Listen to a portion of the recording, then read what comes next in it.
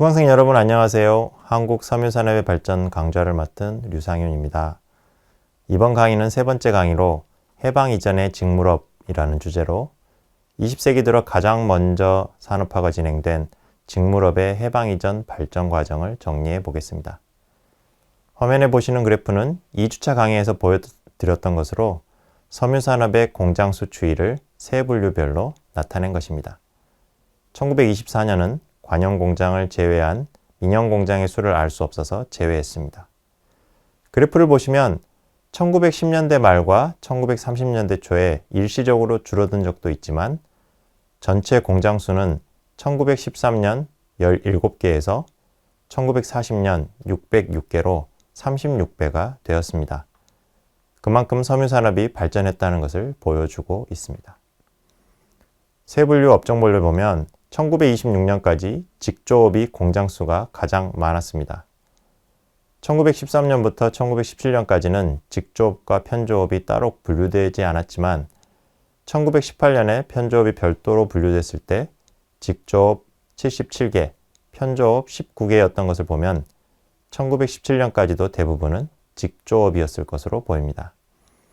다시 말씀드려서 직물업에서 가장 먼저 산업화가 진행되었고 1920년대 전반까지 적어도 공장수라는 측면에서는 직물업이 섬유산업을 주도했다고 할 수 있겠습니다.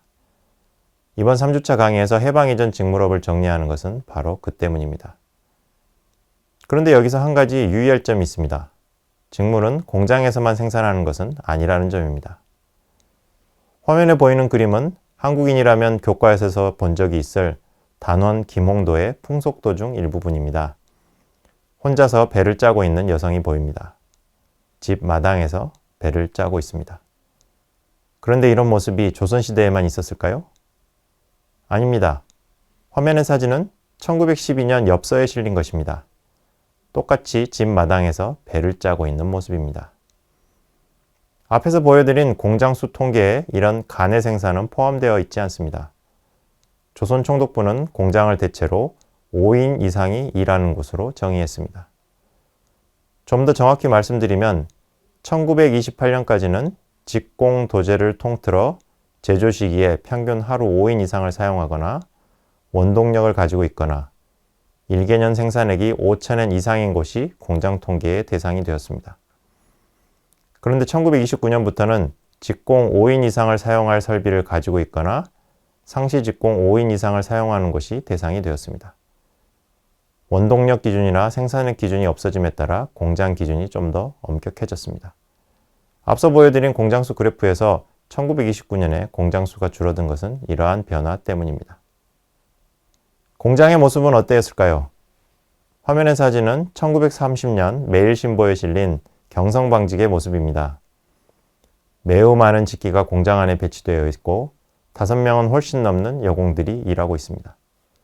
중간중간에 천장에 있는 봉과 연결된 벨트들이 보이는데 동력을 전달하는 벨트입니다. 동력으로 돌아가는 직기를 당시에는 역직기라고 불렀습니다. 경성방직 공장 사진은 전형적인 근대 공장의 모습을 보여줍니다. 하지만 모든 직조 공장이 이런 모습이었던 것은 아닙니다. 간의 생산과 근대 공장 생산의 중간 정도인 것도 있었습니다. 화면의 사진은 1936년 매일신보에 실린 사진입니다. 평안북도 영변의 한 직조 공장의 모습입니다. 일하는 사람의 숫자가 5명은 넘어 보입니다. 당시의 정의로는 확실히 공장입니다. 그런데 동력을 사용하는 모습은 보이지 않습니다. 사람의 힘으로 천을 짜고 있습니다. 여기서 1주차 강의의 복습을 해보겠습니다. 손으로 북을 왕복시키면 작업 속도가 늦을 뿐만 아니라 한 사람이 짤 수 있는 천의 폭이 넓어지는데 한계가 있습니다. 그러한 한계를 극복한 것이 1733년 존 케이가 발명한 나는 북 플라잉 셔틀이었습니다. 그는 줄을 잡아당기면 양쪽 막대기 중 하나가 북을 쳐서 날아가게 했습니다. 이로써 작업 속도를 높이고 한 사람이 넓은 폭의 천도 짤 수 있게 되었습니다. 왼쪽 남성 바로 옆에 있는 머리 따은 여성의 손이 보이시나요? 한 손으로 줄을 잡고 있습니다. 바로 이것이 나는 북입니다. 일본인들은 나는 북이 부딪히며 바땅바땅 소리를 낸다고 해서 이런 직기를 바탕기라고 부르기도 했습니다.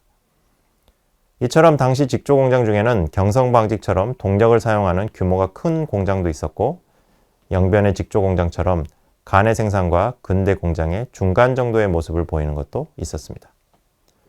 그럼에도 이 둘은 공통점이 있었습니다. 바로 자가 소비를 위해 생산하는 것이 아니라 판매를 위해 생산한다는 것입니다. 그렇기에 제가 산업으로서의 직물 생산을 간의 생산이 아니라 공장 생산을 중심으로 고찰하고 있는 것입니다.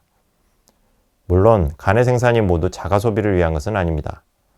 한산못이나 안동삼배 같은 것은 지금도 공장에서 기계로 짜지 않고 가정에서 수작업으로 짜기 때문에 비싼 값을 받습니다. 20세기 전반에도 이처럼 간에 생산한 직물 중에 전국에 널리 팔리는 것들이 있었습니다. 하지만 간의 생산은 그 양을 늘리는 데 한계가 있습니다. 산업의 발전을 위해 공장 생산의 확대는 필수적입니다. 전체 직물 생산에서 공장 생산의 비율은 어느 정도였을까요? 그에 관한 통계는 1929년부터 구할 수 있습니다.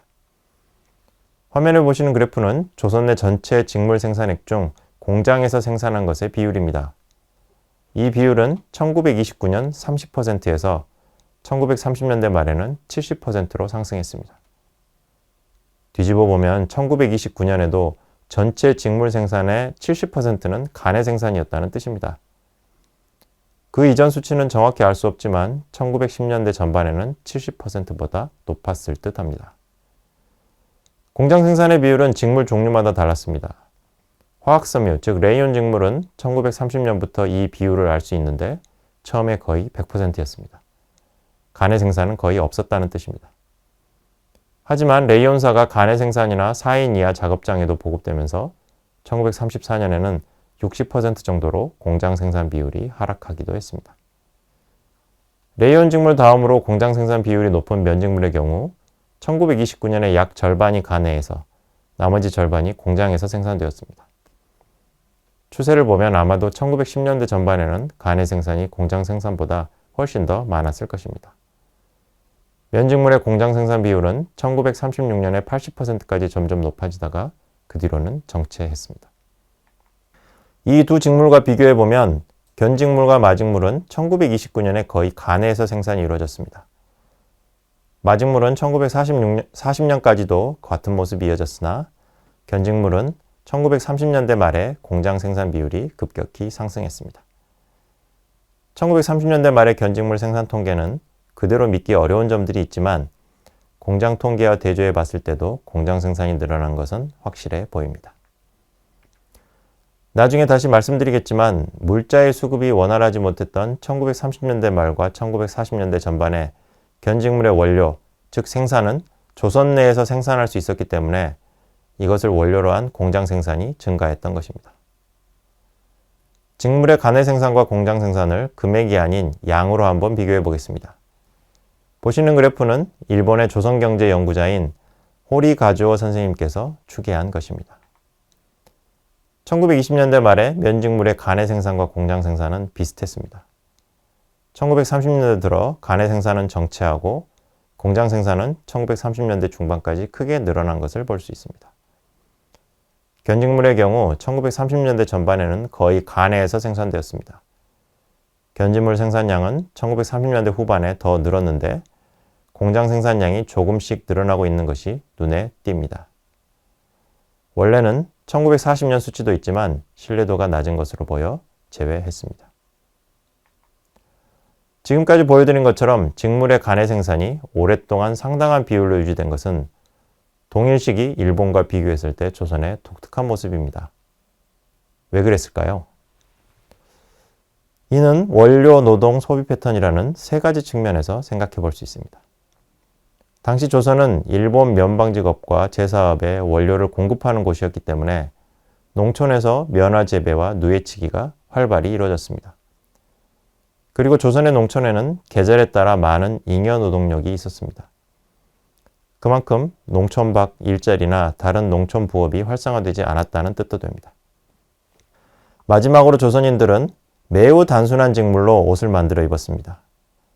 염색이나 무늬가 중요했다면 자본과 기술이 갖춰진 공장 생산과 경쟁하기 어려웠을 수 있습니다.